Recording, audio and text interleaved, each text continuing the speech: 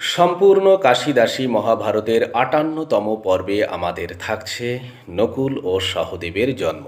শুরু করার আগে বলবো, প্রমাণ সহ খাঁটি ধর্মকথা, শাস্ত্রীয় কথা শুনতে চ্যানেলটিকে অবশ্যই সাবস্ক্রাইব করুন। ভালো লাগলে লাইক শেয়ার করে পাশে থাকুন। তো আসুন আজকের পর্ব শুরু করা যাক।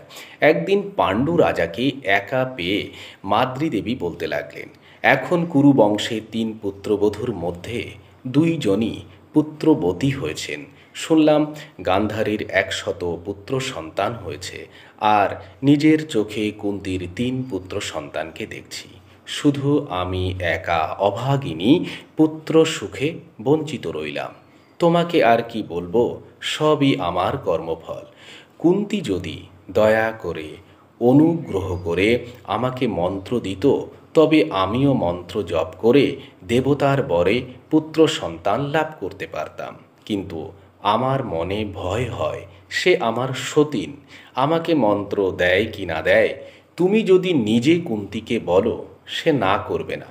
তোমার কথা সে অবশ্যই পালন করবে। মাদ্রীর কথা শুনে পাণ্ডু রাজা বললেন, আমিও সবসময় এই কথাই ভাবি, স্বামীর কথা সে অবহেলা করবে না। আমি তোমাকে এতদিন কথা বলিনি, কারণ তুমি ধর্মপত্নী।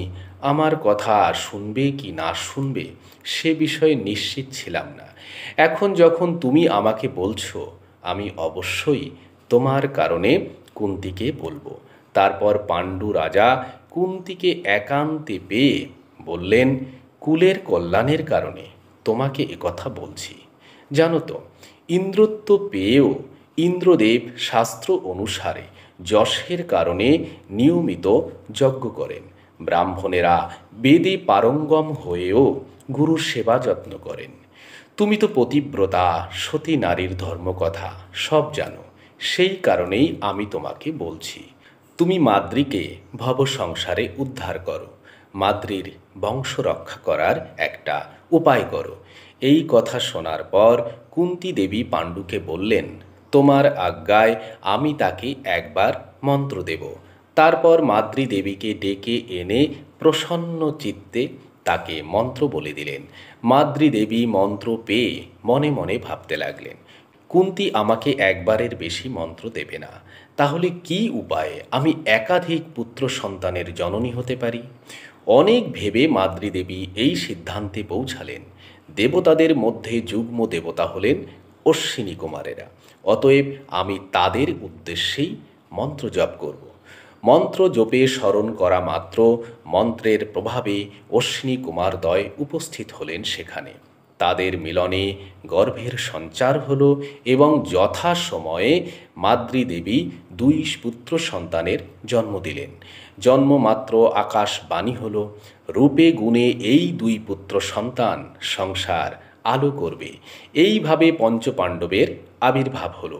পর্বত নিবাসী সমস্ত ঋষিরা এসে তাদের নামকরণ করলেন।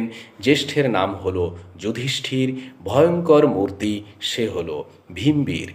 ঋষিরা তৃতীয়ের নাম রাখলেন অর্জুন, মাদ্রীনন্দন চতুর্থের নাম রাখলেন নকুল এবং পঞ্চমের নাম হল সহদেব।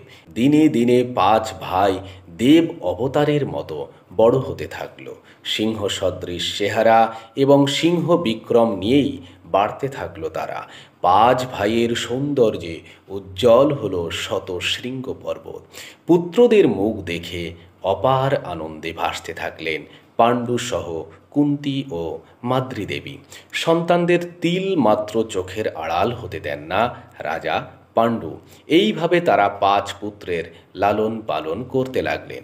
একদিন রাজা পাণ্ডু কুন্তী দেবীকে বললেন, পুত্রের সুখের চেয়ে সংসারে আর বড় কোনো সুখ নেই। পুত্রহীন ব্যক্তি সংসারের সকল সুখ থেকে বঞ্চিত। রাজ্যবন্ত, ধনবন্ত, বিদ্যাবন্ত ব্যক্তিরও পুত্র বিনা সব বৃথা। পুত্র যেমন ইহকালে সুখ এবং গৌরবের কারণ, তেমন পরকালে রৌরব নামক নরক থেকেও উদ্ধারের কারণ। তাই কুন্তী তোমাকে বলছি, ওদিকে ধৃতরাষ্ট্রের 100 পুত্র হয়েছে।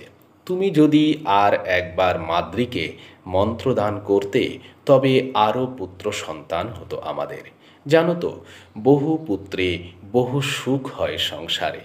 এ কথা শোনার পর দুই হাত জোড় করে কুন্তী দেবী বললেন, রাজা, এমন আজ্ঞা আমাকে আর করো না। মাদ্রী পরম কপটী, তুমি নিজেই দেখো, সে একবার মন্ত্র পেয়ে দুই সন্তানের জন্ম দিল। সেই কারণেই আমি মাদ্রীকে ভয় করি। কৃতাঞ্জলি করে আমি তোমাকে বলছি, মাদ্রীর কারণে তুমি আর আমাকে অনুরোধ করো না। এ কথা শোনার পর মৌন হয়ে রইলেন রাজা পাণ্ডু।